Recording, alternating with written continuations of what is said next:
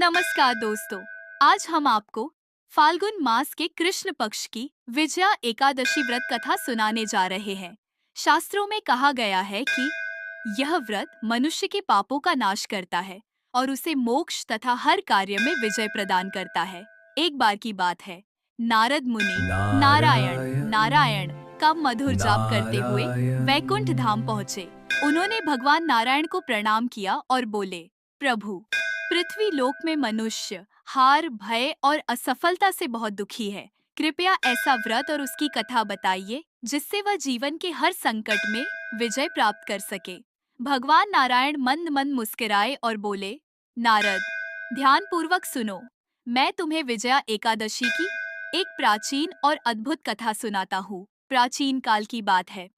अयोध्या नगरी के राजा भगवान श्री राम अपने छोटे भाई लक्ष्मण और वानर सेना के साथ वन में विचरण कर रहे थे। माता सीता को लंका नरेश रावण छल से हर ले गया था। श्री राम का हृदय गहरे शोक से भरा हुआ था।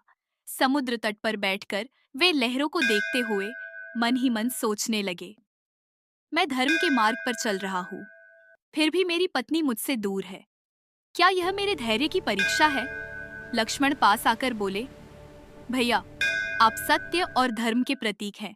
अवश्य ही कोई ऐसा उपाय होगा जिससे हमें विजय मिलेगी। श्री राम ने समुद्र से प्रार्थना की, पर कई दिनों तक समुद्र ने मार्ग नहीं दिया। वानर सेना थक चुकी थी।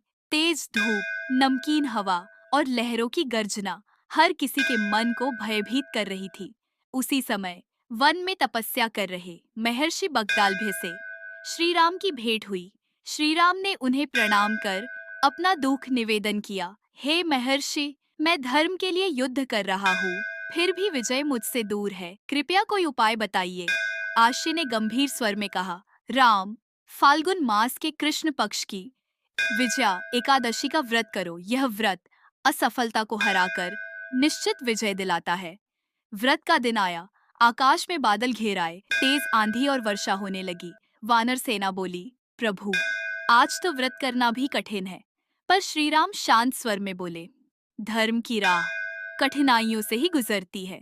उन्होंने प्रातःकाल तिल मिले जल से स्नान किया, एक छोटी सी कुटिया में दीप प्रज्वलित किया, भगवान विष्णु का ध्यान किया, फूल अर्पित किए, पूरे दिन उपवास रखा तो रात्रि में जागरण करते हुए नारायण का स्मरण किया। मन ही मन श्री राम बोले, हे प्रभु, यदि मैं सत्य के मार्ग पर हूँ तो मुझे विजय अवश्य दीजिए। रात्रि के अंतिम प्रहर में अद्भुत चमत्कार हुआ।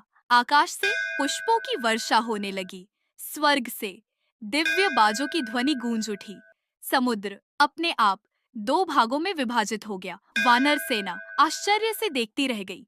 सेतु का निर्माण हुआ, लंका पर चढ़ाई हुई, अंततः धर्म की अधर्म पर विजय हुई। माता सीता ससम्मान वापस आई। भगवान नारायण कथा समाप्त करते हुए नारद मुनि से बोले, नारद, यही है विजया एकादशी की महिमा।